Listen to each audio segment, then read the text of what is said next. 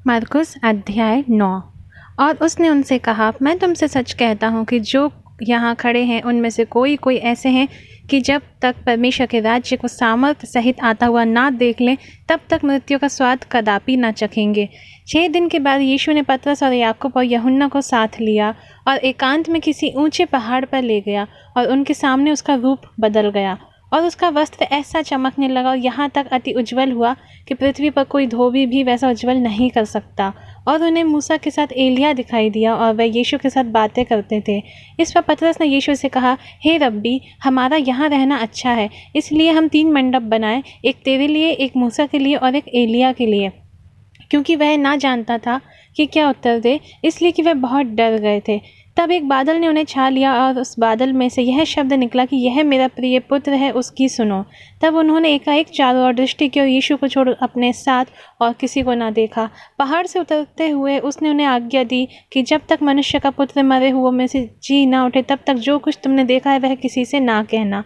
उन्होंने इस बात को स्मरण रखा और आपस में वाद विवाद करने लगे कि मरे हुओं में से जी उठने का क्या अर्थ है। और उन्होंने उससे पूछा, शास्त्री क्यों कहते हैं कि एलिया का पहले आना अवश्य है? उसने उन्हें उत्तर दिया कि एलिया सचमुच पहले आकर सब कुछ सुधारेगा, परंतु मनुष्य के पुत्र के विषय में यह क्यों लिखा है कि वह बहुत दुख उठाएगा और तुच्छ गिना जाएगा। परंतु मैं तुमसे ये कहता हूँ कि एलिया तो आ चुका और जैसा उसके विषय में लिखा है उन्होंने जो कुछ चाहा उसके साथ किया।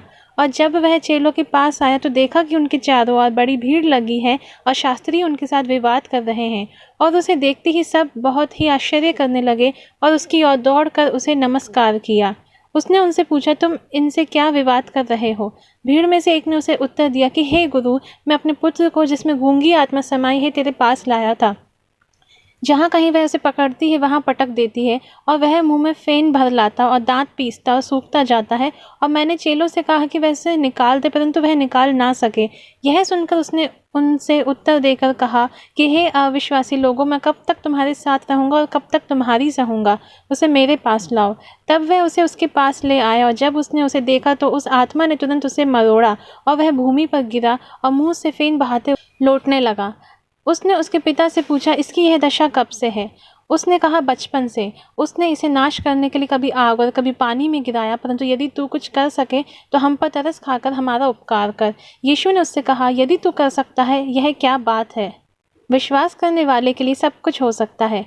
बालक के पिता ने तुरंत गिड़गिड़ा कर कहा, हे प्रभु, मैं विश्वास करता हूँ, मेरे अविश्वास का उपाय कर। जब यीशु ने देखा कि लोग दौड़कर भीड़ लगा रहे हैं तो उसने अशुद्ध आत्मा को यह कहकर डांटा कि हे गूंगी और बहरी आत्मा, मैं तुझे आज्ञा देता हूँ, उसमें से निकल आ और उसमें फिर कभी प्रवेश ना करना। तब वह चिल्लाकर उसे बहुत मरोड़ कर निकल आई और बालक मरा हुआ सा हो गया, यहाँ तक कि बहुत लोग कहने लगे कि वह मर गया। परंतु यीशु ने उसका हाथ पकड़कर उसे उठाया और वह खड़ा हो गया। जब वह घर में आया तो उसके चेलों ने एकांत में उससे पूछा, हम उसे क्यों ना निकाल सके? उसने उनसे कहा कि यह जाति बिना प्रार्थना किसी और उपाय से निकल नहीं सकती। फिर वह वहाँ से चले और गलील में होकर जा रहे थे और वह नहीं चाहता था कि कोई जाने, क्योंकि वह अपने चेलों को उपदेश देता और उनसे कहता था कि मनुष्य का पुत्र मनुष्यों के हाथ में पकड़वाया जाएगा और वह उसे मार डालेंगे और वह मरने के 3 दिन बाद जी उठेगा। पर यह बात उनकी समझ में नहीं आई और वह उससे पूछने से डरते थे। फिर वह कफरनहूम में आए और घर में आकर उसने उनसे पूछा कि रास्ते में तुम किस बात पर विवाद करते थे? वे चुप रहे, क्योंकि मार्ग में उन्होंने आपस में यह विवाद किया था कि हम में से बड़ा कौन है। तब उसने बैठकर बाहरों को बुलाया और उनसे कहा, यदि कोई बड़ा होना चाहे तो सबसे छोटा और सबका सेवक बने। और उसने एक बालक को लेकर उनके बीच में खड़ा किया और उसे गोद में लेकर उनसे कहा, जो कोई मेरे नाम से ऐसे बालकों में से किसी एक को भी ग्रहण करता है वह मुझे ग्रहण करता है, और जो कोई मुझे ग्रहण करता है वह मुझे नहीं वरन मेरे भेजने वाले को ग्रहण करता है। तब यूहन्ना ने उससे कहा, हे गुरु, हमने एक मनुष्य को तेरे नाम से दुष्ट आत्मा को निकालते देखा और हम उसे मना करने लगे, क्योंकि वह हमारे पीछे नहीं हो लेता था। यीशु ने कहा, उसको मत मना करो, क्योंकि ऐसा कोई नहीं जो मेरे नाम से सामर्थ का काम करे और जल्दी से मुझे बुरा कह सके, क्योंकि जो हमारे विरोध में नहीं वह हमारी ओर है। जो कोई यह कटोरा पानी तुम्हें इसलिए पिलाए कि तुम मसीह के हो, तो मैं तुमसे सच कहता हूँ कि वह अपना प्रतिफल किसी रीति से ना खोएगा। पर जो कोई इन छोटों में से जो मुझ पर विश्वास करते हैं किसी को ठोकर खिलाए, तो उसके लिए भला यह है कि एक बड़ी चक्की का पाट उसके गले में लटकाया जाए और वह समुद्र में डाल दिया जाए।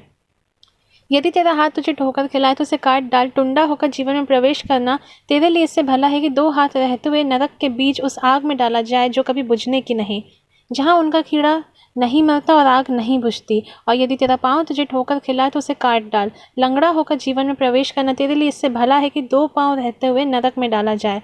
और यदि तेरी आँख तुझे ठोकर खिलाए तो उसे निकाल डाल। काणा होकर परमेश्वर के राज्य में प्रवेश करना तेरे लिए इससे भला है कि 2 आँखें रहते हुए तू नरक में डाला जाए, जहाँ उनका कीड़ा नहीं मरता और आग नहीं बुझती, क्योंकि हर एक जन आग से नमकीन किया जाएगा। नमक अच्छा है, पर यदि नमक की नमकीनी जाती रहे तो उसे किस से स्वादिष्ट करोगे? अपने में नमक रखो और आपस में मेल मिलाप से रहो।